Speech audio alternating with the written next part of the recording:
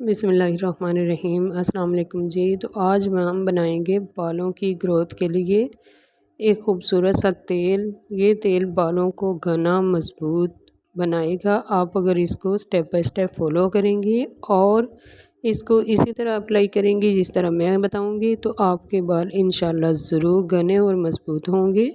Silkie smooth आपके बाल होंगे। दिनों में आपके बाल घने और शाइनी आपको नज़र आएंगे। ज़रूर आप इस तेल को बनाकर ट्राई कीजिएगा और आपको वाज़िया फ़र्क नज़र आएगा।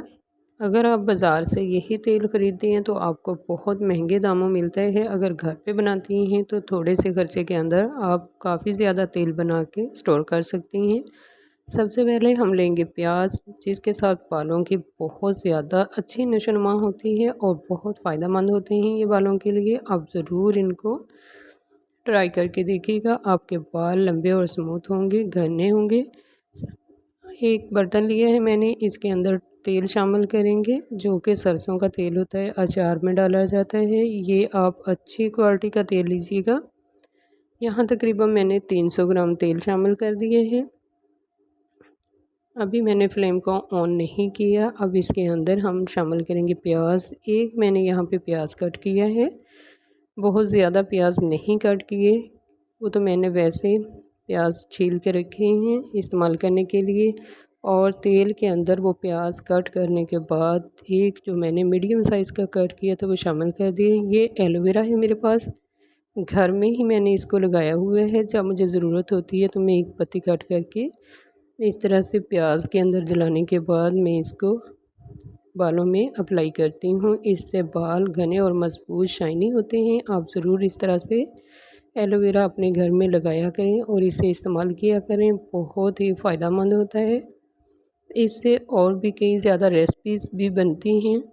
और इस तरह मैंने एक पत्ती ली है, इसके किनारे कट कर दूँगी साइडों से। अगर आप चाहें तो इसको मुकम्मल को इस तरह से छील के फिर इसकी कटाई कर सकती हैं, लेकिन मैंने इसके ऊपर से ये छिलके रिमूव नहीं किए, इसी तरह से कट कर लिया है और इस तेल के अंदर शामिल कर दिया है। इसको अच्छी तरह से पकाएंगे हम। अगर आप चाहें तो पहले आप एलोवेरा का शामिल कर सकती हैं तेल के अंदर, अगर चाहें तो प्याज को भी शामिल कर सकती हैं। मैंने पहले प्याज शामिल किया था, इसके बाद एलोवेरा शामिल किया था और मेरा प्याज जल्द ब्राउन हो चुका था और एलोवेरा बाद में ब्राउन हुआ था। तो इस तरह से मैंने इसको पकने के लिए छोड़ दिया था। 2 से 3 मिनट हो चुके हैं पकते हुए। इसके बाद मैंने शामिल किया है ये मेथी, जो कि आप अचार में डालते हैं, वो मेथी थी। मैंने 1 चम्मच चाय वाला शामिल किया है। इसके बाद मैंने ये है कलौंजी, ये भी चाय में इस्तेमाल करते हैं हम। इसका पाउडर यानी दरदरा सा मैंने इस कलौंजी को भी 1 चाय वाला चम्मच लेके कूट लिया है।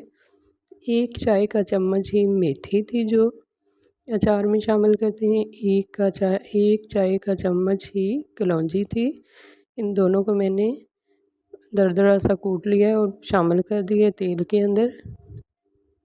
इन तमाम चीज़ों को अच्छी तरह से पकाएंगे हम। यकीन माने अगर आप इस रेमेडी को इस तरह से बनाएंगे स्टेप बाय स्टेप फॉलो करके और जिस तरह मैं बताऊंगी आप उसी तरह से अप्लाई करेंगी बालों पे, तो ये यकीनन आपके बाल घने, मजबूत और शाइनी होंगे। बहुत ज़्यादा आपको इससे फ़ायदा मिलेगा। प्याज यहाँ पे ब्राउन होना शुरू हो चुका है।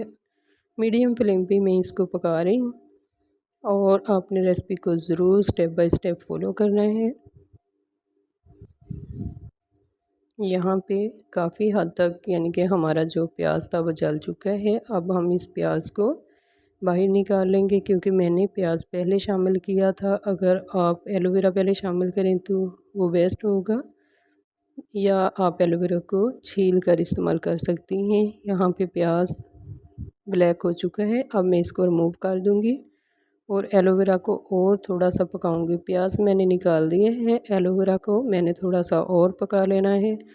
यहाँ पे अच्छी तरह से एलोवेरा पक चुका है और वेट में भी काफ़ी हल्का हो चुका है। ये प्याज थे जो मैंने निकाल लिए हैं। फ्लेम को अब मैं यहाँ पे ऑफ़ कर दूँगी, यानी कि ऑयल जो हमारे पास है ये काफ़ी हद तक गर्म हो चुका है और एलोवेरा भी अच्छी तरह से पक चुका है। अगर मैं यहाँ पे फ्लेम को ऑफ़ भी कर देती हूँ तो तब भी ये अपनी हीट के साथ खुद ही पक जाएगा, क्योंकि ऑयल बहुत ज़्यादा गर्म है, पक चुका है। यहाँ पे काफ़ी हद तक अच्छी तरह से एलोवेरा पक चुका है। अभी थोड़ी देर के बाद मैं आपको दिखाती हूँ। बिल्कुल ये अपनी हीट के साथ फ्लेम ऑफ करने के बाद इस तरह से पक चुका है एलोवेरा, और तेल हमारे ये बन के तैयार हो चुका है। अभी मैं आपको बताती हूँ कि आपने अप्लाई इसको कैसे करना है। ठंडा करेंगे और स्टेन कर लेंगे स्टेनर की मदद से। एक मैंने इस तरह से बर्तन लिया है साफ़ और खुश्क, इसके ऊपर स्टेनर रख दिया है। अब मैं इस ऑयल को छान लूँगी अच्छी तरह से। आपने यहाँ पे छान लेना है तेल को। ठंडा करने के बाद आप किसी बोतल में डाल के इसको रख सकती हैं, या जिस चीज़ में भी आप रखना चाहें। स्टेन करने के बाद आप इसको महफूज कर सकती हैं। इस तरह से मैंने इसको छान लिया था। और ये प्याज था जला हुआ, इसके बाद ये एलोवेरा है, दोनों अच्छी तरह से मैंने इसमें तेल में जला ली थी चीज़ें। इसके बाद मैं बोतल में डाल लूँगी इस तेल को, और मैं आपको लगाने का तरीका बताती हूँ। आपने उंगलियां जो होती हैं इनके पोरों पे इस तेल को इस तरह से लगाना है, और चीरवियाँ निकाल के इनके बालों को इधर उधर करते हुए उनकी जड़ों में आपने अप्लाई करना है इस तेल को। जड़ों में अच्छी तरह से अप्लाई करेंगे तो आपके बालों को बहुत ज़्यादा फ़ायदा होगा। रात भर के लिए आपने इस तेल को लगा के रखना है। उसके बाद अगले दिन आपने किसी अच्छे शैम्पू के साथ वॉश कर लेना है सर को। तो जो भी आपको अच्छा लगे, किसी भी ब्रांड का आप इस्तेमाल करना चाहें तो वो आप इस्तेमाल कर सकती हैं।